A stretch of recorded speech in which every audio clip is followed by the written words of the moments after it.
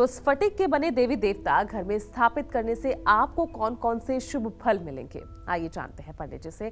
पंडित जी बताइए, स्फटिक से बने देवी देवताओं की प्रतिमा के बारे में। देखो, स्फटिक से बनी देवी देवताओं की मूर्ति को घर में स्थापित करके इनकी हर रोज पूजा करने से शरीर, मन और जीवन स्वच्छ हो जाता है। स्फटिक की प्रतिमाएं शुक्र ग्रह को मजबूत करती हैं। स्फटिक की प्रतिमाएं नकारात्मक ऊर्जा को दूर करती हैं। जिससे घर में स्फटिक से बनी देव प्रतिमाएं होती हैं, वहाँ रहने वाले बहुत कम बीमार पड़ते हैं। स्फटिक से बनी किन देव प्रतिमाओं को आप अपने घर में स्थापित कर सकते हैं, मैं आपको बताना चाहूँगा। भगवान गणेश की प्रतिमा स्फटिक की हो तो सर्वोत्तम। भगवान शिव का शिवलिंग अगर स्फटिक का हो तो अति उत्तम। माँ लक्ष्मी की प्रतिमा अति उत्तम। तो ये देवी देवता ऐसे हैं जिनकी स्फटिक की मूर्ति आप अपने घर में स्थापित करके हर रोज पूजा कर सकते हैं। स्फटिक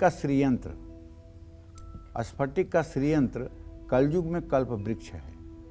और स्फटिक की सबसे बड़ी विशेषता आपको बताना चाहूँगा। जिन लोगों को डिप्रेशन और एंजाइटी की बीमारी है, जिन लोगों के अंदर घबराहट की बीमारी है, जिन लोगों के घबराहट में हाथ में कंपन होती है, जो लोग हर समय अपने अंदर से बेचैन महसूस करते हैं, डॉक्टरों के पास जाकर के नींद की गोलियां खरीद कर लाते हैं, उन सभी से मेरा विनम्र आग्रह है कि आप अपने घर में स्फटिक का शिवलिंग ले आइए, थोड़ा बड़ा ले आइए, अंगूठे के बराबर का, और या बड़ा श्रीयंत्र स्फटिक का ले आइए और उसको अच्छे से जल, दूध, चीनी के रस, शहद, घी, दूध, दही से धो करके और खूब बढ़िया शुद्ध जल से धो करके साफ कपड़े से पोंछ करके चांदी की प्लेट में लाल कपड़ा बिछाकर रख दीजिए और एक पलक गिरने न पाए,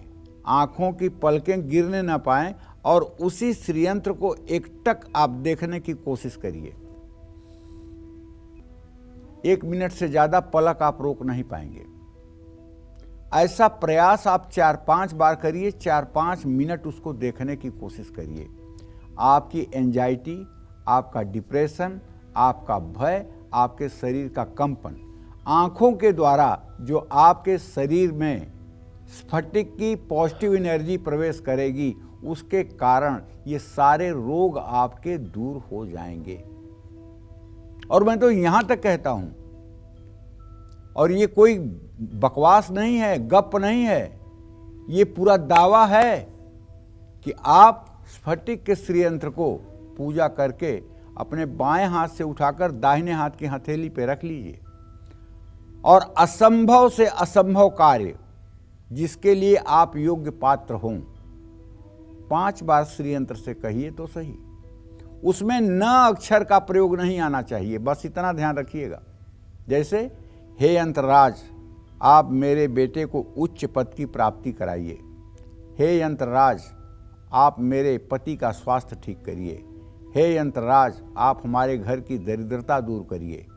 इस तरह से कोई एक वाक्य 5 बार आप कहिए और फिर श्रीयंत्र को बाएं हाथ से उठा करके चांदी की प्लेट में स्थापित कर दीजिए।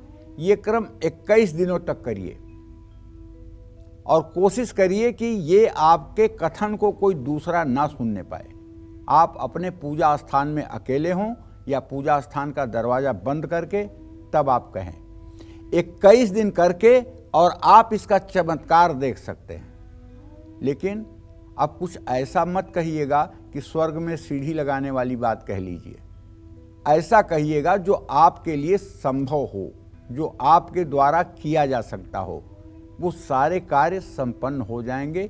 21 दिनों के बाद कठिन से कठिन परिस्थितियों से भी आपको राहत मिल जाएगी, ऐसा हमारा अनुभव कहता है और ऐसा लोगों का भी अनुभव है जिन्होंने ये किया है और बताया है। आप कितनी श्रद्धा के साथ करते हैं, परिणाम उसके अनुकूल मिलेगा। अगर आप ये सोचेंगे, अरे हम कह तो भले रहे हैं लेकिन ऐसा कैसे होगा। बहुत लोग ऐसे होते हैं ना, जो कहते हैं अब तो हम कुछ कर ही नहीं सकते हैं, अब तो हो ही नहीं सकता है, अब तो रास्ता ही नहीं है। जब आपका धैर्य ही छूट गया, जब आपका विश्वास ही आपका साथ नहीं दे रहा है, तो भगवान आपका क्या साथ देगा? भगवान तो उसी का साथ देता है जिसका अपना खुद का धैर्य साथ होता है। तो कहने का आशय ये है कि देवी देवताओं के प्रति अटूट श्रद्धा और आपका आत्मविश्वास और स्फटिक का संयोग आपकी मनोकामना को पूरी कर सकता है। इसमें कोई संदेह की गुंजाइश है ही नहीं। जय मां विंध्यवासिनी।